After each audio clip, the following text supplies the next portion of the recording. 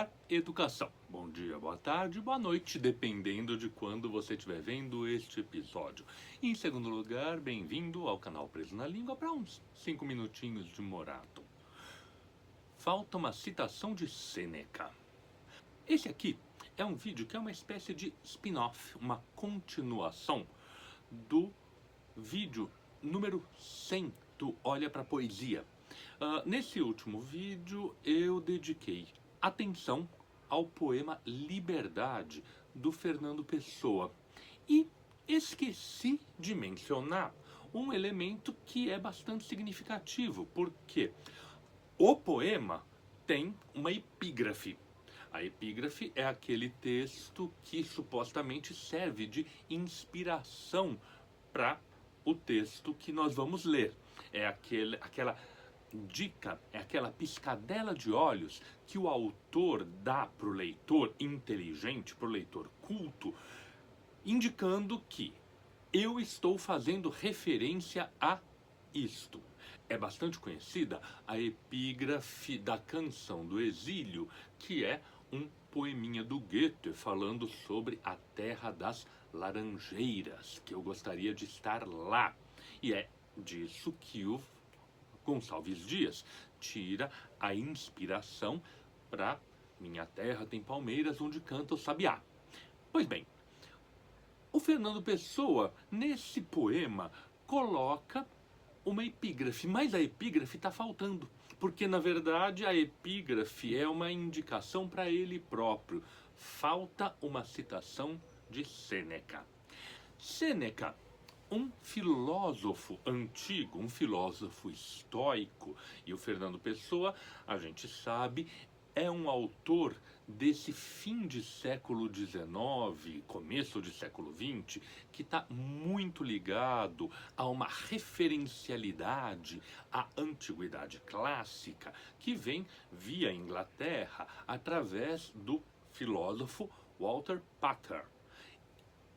Mais identificado com o epicurismo, o Walter Pater é uma referência importante para o Fernando Pessoa, porque esse epicurismo triste aparece nos poemas do Ricardo Reis. Acontece que o epicurismo do Ricardo Reis tem, ao mesmo tempo, uma pitadinha de estoicismo extremamente cristão que está no Sêneca também, o grande expoente do estoicismo romano.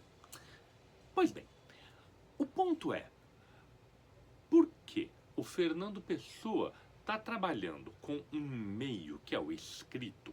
Ele deixou nos rascunhos esse poema e pensou em, mais tarde, quem sabe, acrescentar, encontrar essa citação do Sêneca que ele achava que seria interessante.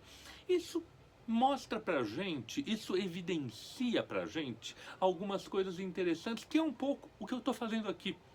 Muitas vezes as nossas referências vão se misturando e elas podem entrar, inclusive, a posteriori. Quando a gente pergunta, mas o autor pensou nisso mesmo? Às vezes não na hora em que ele escreveu. Às vezes ele pensou depois de ter escrito. A coisa veio na intuição.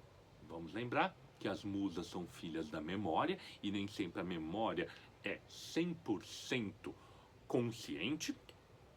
Então, às vezes as coisas vêm assim, meio espontaneamente, e mais tarde os autores reconhecem que estavam realmente lidando com determinada referência.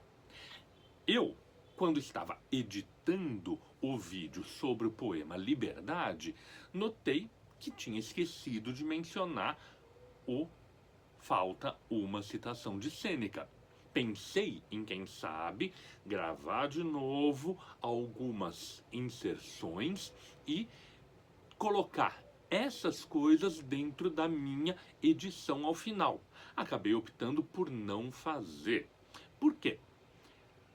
Isso me permitiria, na verdade, fazer essa discussão aqui, que, na verdade, mexe com duas outras referências que, inclusive, eu fui pensar, mas fui refletir, buscar e trouxe a posteriori. Quais referências? Uma do Eclesiastes, no finzinho do livro do Eclesiastes, há uma colocação que é a seguinte: não se põe termo em multiplicar livros, e a meditação frequente é a aflição da carne. A gente sempre, ao olhar aquilo que foi feito, acaba lembrando de alguma coisa que poderia ter feito a mais. E por isso a gente está sempre refazendo, refazendo, refazendo. Às vezes a gente tem tempo de fazer, às vezes a gente não tem tempo. Quando a gente tem tempo de refazer, refazer, refazer, aí a gente cai numa outra citação que eu gosto muito, que é de uma entrevista do Jorge Luis Borges. Ele, na verdade, está fazendo uma citação, e aqui ele não esqueceu de colocar a citação, uma citação do Alfonso Reyes. Publicamos livros para não passar a vida toda corrigindo rascunhos. É um pouco a ideia desse falta uma citação de Sêneca. As nossas obras são sempre uma combinação daquilo que vem, às vezes, na inspiração e que vem depois na edição, na correção, na reelaboração. O falta uma citação de Sêneca só revela o nervo exposto que está em todo produtor de conteúdo, para usar um termo modernoso que, na verdade, quer significar um criador. A gente está sempre lidando com a angústia da imperfeição, do não terminado, do imperfeito, do não perfectum, no não terminado. No momento a gente tem que pôr um ponto final. Muitas vezes eu coloco nos meus vídeos alguns comentários que foi na edição que eu noto a bobagem feita e aí tento dar uma resolvidinha pequena.